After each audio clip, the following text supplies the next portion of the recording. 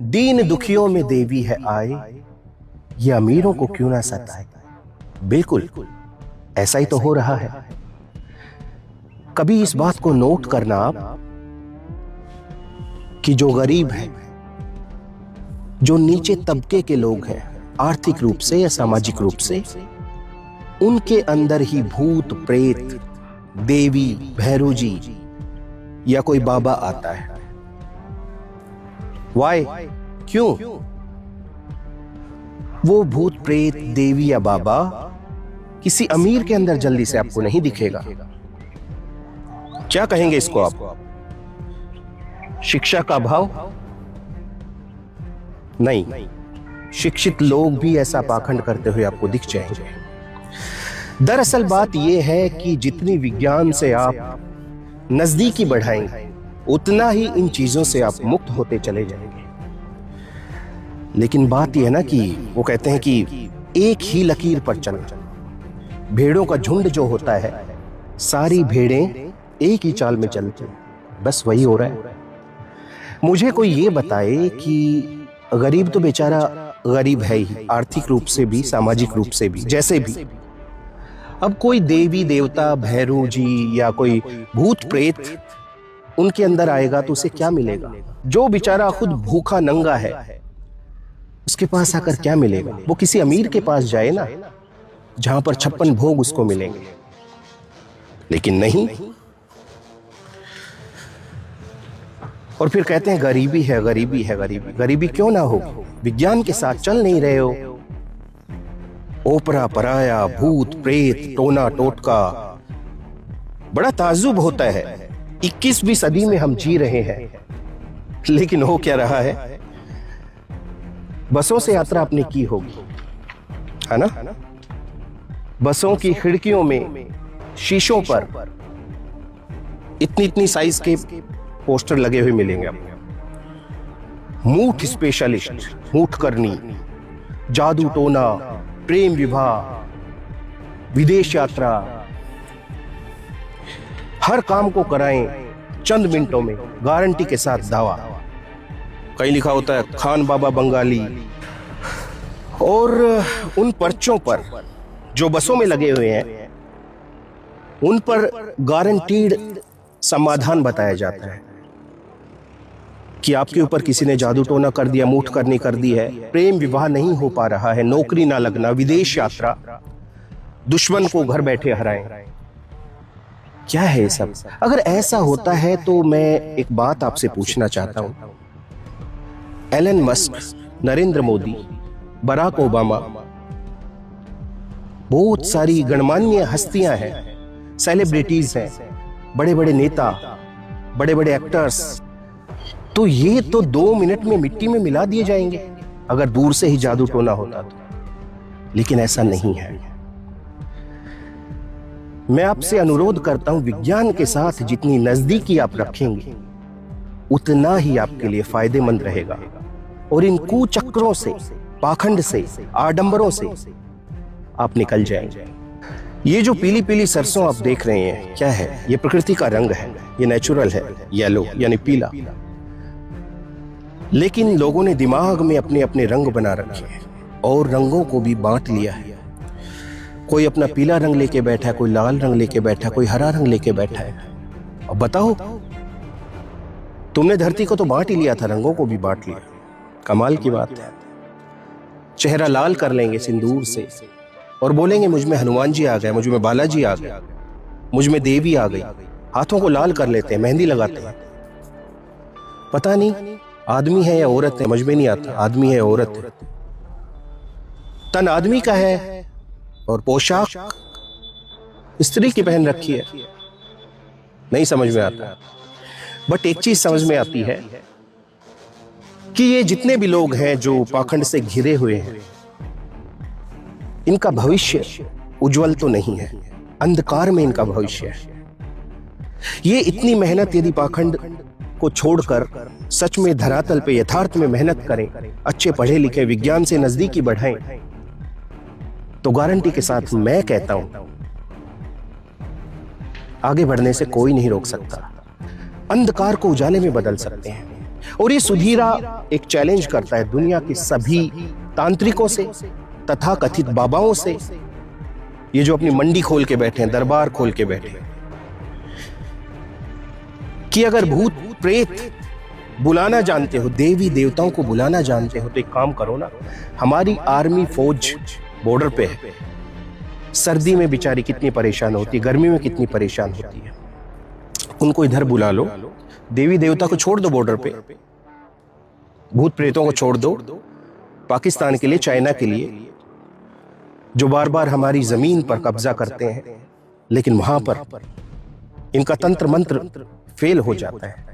और इन लोगों ने जनता को भ्रमित कर रखा है, किसी की किडनी फेल हो गई, लीवर फेल हो गया, या शरीर में कोई और रोग हो गया, तो शर्त या दावा करते हैं कि हम ठीक कर देंगे। ये तो कोई ऊपरी हवा है जिसकी वजह से शरीर में ये रोग बढ़ा है। जो झाड़ फूंक करके, फूंक मार के आपका इलाज कर रहा है, उसका शरीर देखना कभी, खुद की सांस नहीं आ रही, सांस का पंखा थरथरा रहा है उसका, और वो आपका इलाज करने चला है। कमाल की बात है। और मैं एक बात आपसे और कहना चाहता हूं, इस बात को कोई धार्मिकता पर मत लेना, ये बात सिर्फ और सिर्फ जानकारी के लिए बता रहा हूं मैं आपको, अपने से जोड़ने की जरूरत नहीं है। मंदिर में हर समय, ज्यादातर समय कौन होता है भगवान के पास, भगवान की मूर्ति के पास कौन होता है? पुजारी होता है।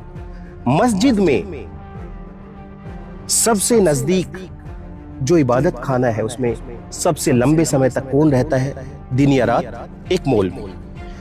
तो अगर मंदिर का पुजारी भगवान के सबसे नजदीक रहता है, मस्जिद का मौलवी खुदा के सबसे नजदीक रहता है,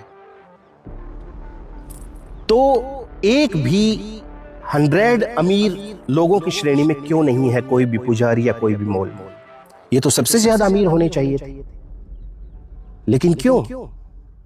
एक्चुअली एक मूवी आई थी थोड़े दिन पहले, कुछ साल पहले, पीके में एक जुमला बार बार दोहराया जाता था कि कोई फिरकी ले रहा है, फिरकी ले रहा है, सच में ही फिरकी ले रहे हैं।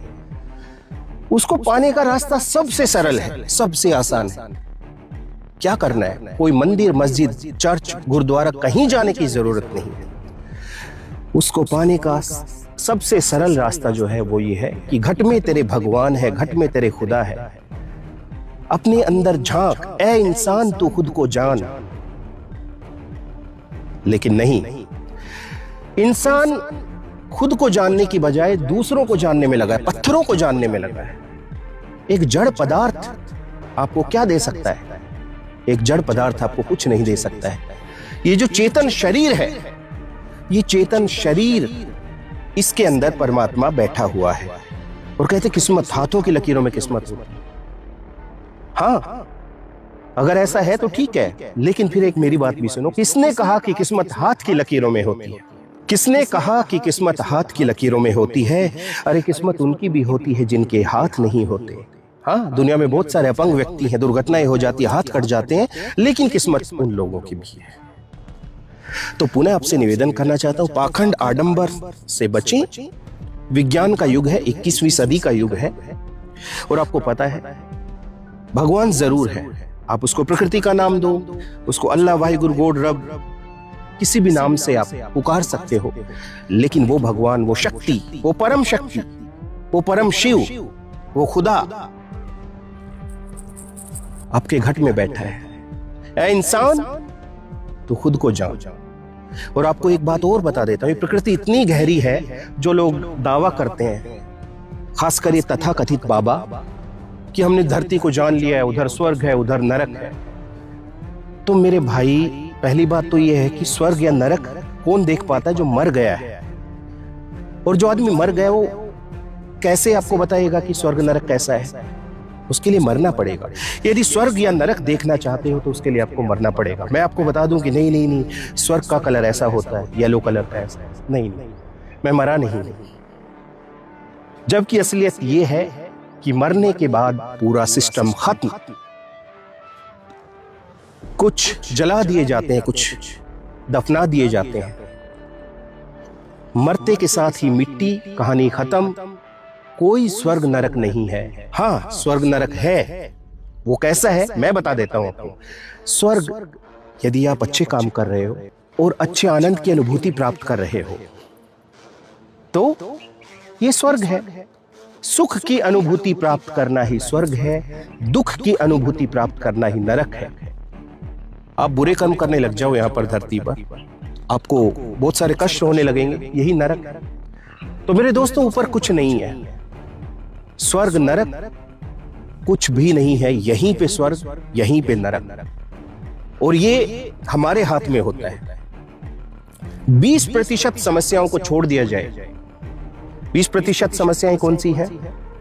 बाढ़ आना, भूकंप आना, ओलावृष्टि, ठीक है, कहीं धरती फट गई, कुछ भी हादसा हो जाना, प्राकृतिक आपदा आ जाना, हम गाड़ी चला रहे हैं 100 की स्पीड एक सिंगल रोड पर, या नशे में गाड़ी चला रहे हैं, तो ये हम मौत को खुद दावत दे रहे हैं, आमंत्रित कर रहे हैं। तो 80% जो हमारे पास है हम उसको संभाल सकते हैं, बाकी राम भरोसे होता है, ऊपर वाले के भरोसा होता है। तो यही स्वर्ग है, यही नरक है। जीवन जीने का उद्देश्य क्या है? जीवन जीने का उद्देश्य आज तक कोई समझ ही नहीं पाया है।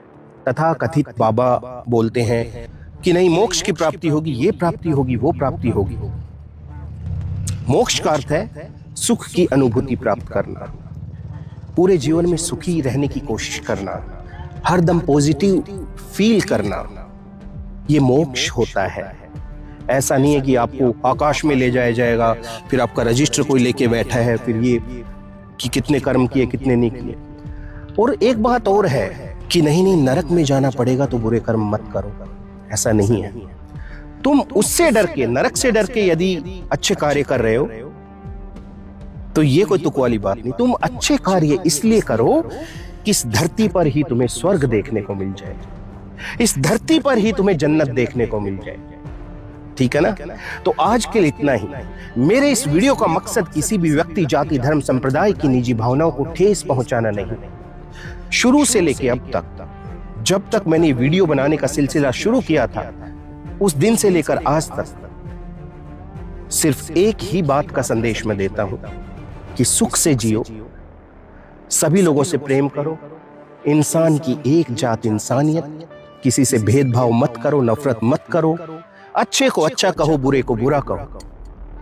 यही जीवन है। ये जीवन इतना गहरा है, ना इसको कोई आज तक जान पाया है और शायद ना कोई जान पाएगा।